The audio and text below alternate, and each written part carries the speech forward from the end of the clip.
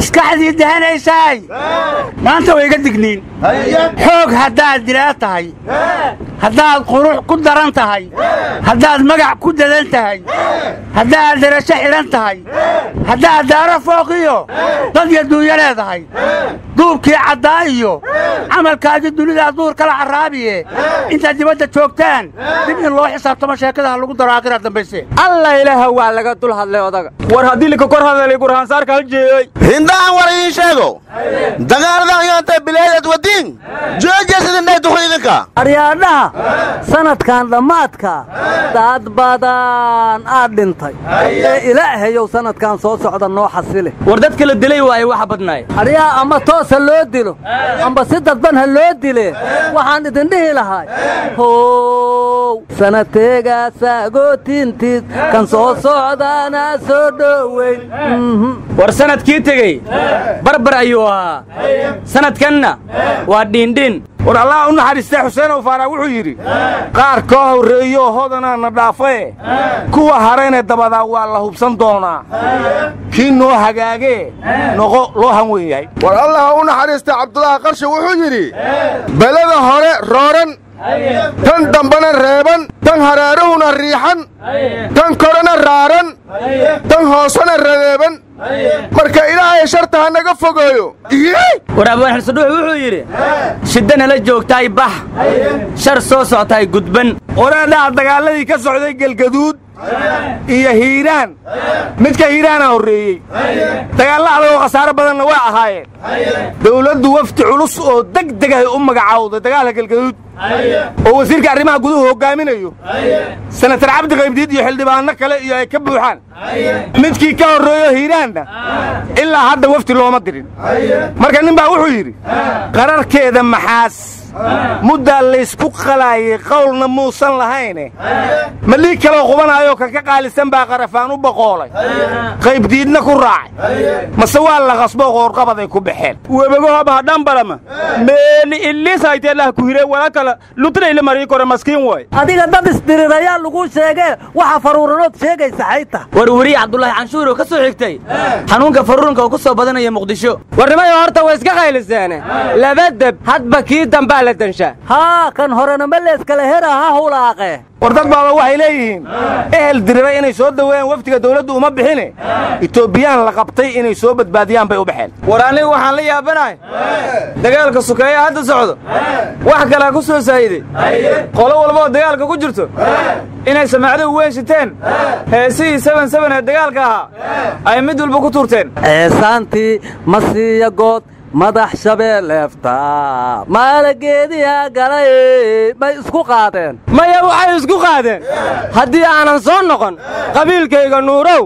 naar kama sokeeye allah ayuu ku nabad yeel arwalax kaloo qaadeenaan oga haddii aanan dhulkaygow dhiig sokeeya kugu qubin beel hubaysan kama dhalan war wadaadkii iyo hartiisii bil ka hor ay shabaab gaalkacay ku dardareen mid ka waalan ayaa wuxuu la baxay sayidka adduun iyo aakhiro acuudu billaahi min ashaydaani arajiim ilka kana ishaa ka dhace warkaasu sugaami ilka kana ganfuurka kanya war waalli waxaa ugu daran baa la yidhi wadaad waasha aryaadhaha salaamullaah calaa xujaaj waayo kanu kii horaa i qarsa ahaay warwar jaramog baa tihiine sanadkaan shaqadii laga rabay baarlamaanka maanta ayuu qabtay war hal san iyo hal maalmiya warwar maysiin arsenaal waa laga badiyey liverpool 5-1 ku garaacday arsenaal geeska afrika al-shabaab looga yaqaanaa warwarka ay dhax galinine miisaaniyadii waayahan lagu murmaayay horta war lagama soo celin sharcigii naafada waa la ansixiyey oo macal bidaarti ku jirto xeeroosadkii baarlamaanka waa la ansixiyey xaqsiintii ciidankana waa la ansixiyey warnamaya onta kale sax laakiin may ka tabeena dadku bubuurin inoo la kadara sheegaysaan kor iyo hoosba waa la ansixiyey haddii bidaartii xeer hoosaad la ansixiyey war xildhibaan jeesa wuxuu yidhi xildhibaan kasta inuu wasiir noqdo rabaa sababtoo wasiir ku-xigeenka xildhibaanka $7,000 u qaataa bil kasta wasiirkuna labalaabkeeda u qaataa waxaan maqli jira ninna shaahow shuba waayay ninna shaarka ku yaraaday warnimayo mar horaa laydin yidhi xildhibaan markay ugu yar tahay rabay wasiir dawlo qabiil mid ay wadaagaan haddii booskii laga siiyo waa qodob dastuuriya inuu mooshin ciirsado waraa nimanka intaasoo mushaara qaata ma waxay rabaan askari $100 qaataa inuu waardiyeeyo oo difaaco oo u dhinto war niman yahow baydhabo maanta u dambaysay waxaa lagu qabtay gaari qarax lagu soo raray maalmo horena qaraxyo badanaa lagu qabtay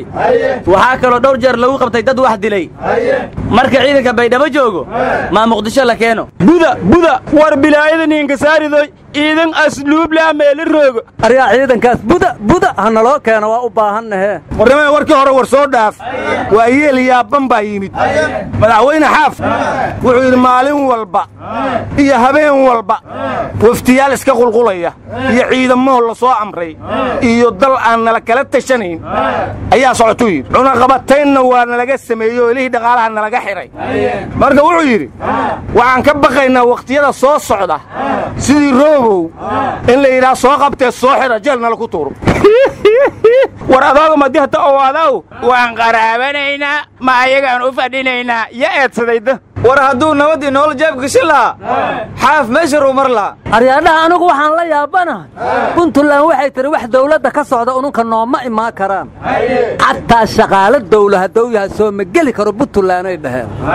yaa puntland dawladda wallee xildhibaanno iyo wasiirra kuma laha waa yaabe warwarmaysiina jubbada dhexe xalay cirkaa looga soo dhacay shabaab haw dambug kabtayda aawa kibriidkayga aawa ka dhacday waxaana ku dhinta baa la yidhi kuwa soomaaliga lama xisaabiyo lama rabee liibiyaan iyo suuriyaan niman ah liibiya xaynaga soo jiraysa laameeriya haddishe suuriya saxaa noo soo raaca sodooda saar ha lagu tumee waraa liibiya hadda ka horba waa tii 77 etoobiya iyo ruush noo soo raacday ma ololadiion shaqaystayaalu ma aha indaqadaafi mar hadas dhintii maxa waxa moohaasiin waraasee sheekh axmed midoobe ciidankii nabadsugudu hadda dagaal hala gala uu yidhi mar dambe ayaa agteela tuurnaan uu yidhi waraa macluulo axmed midoobe maxaa lagaa siiya ayaan gafuurka ugu dhufanne arya adiga xaa kaa gala xaad gafuur ugu dhifa maadowmaha kuu joogaa warnimayo hadal lama rabo iyo muran waddanku waa idin sugayaa waddanka u shaqeeya mas-uuliyadda waajibkiina ka qaata shaqada taalla waryaa dadkan qabaa'ilada ah isdilaya geedaha hoostooda isku leenaya maxay ku dhimanayaan xaalleesu layhaa dhulkaanu asaas soo heraahe waryaa mas-uuliyad darradaasaa la rabaa inaad ka hor tagtaan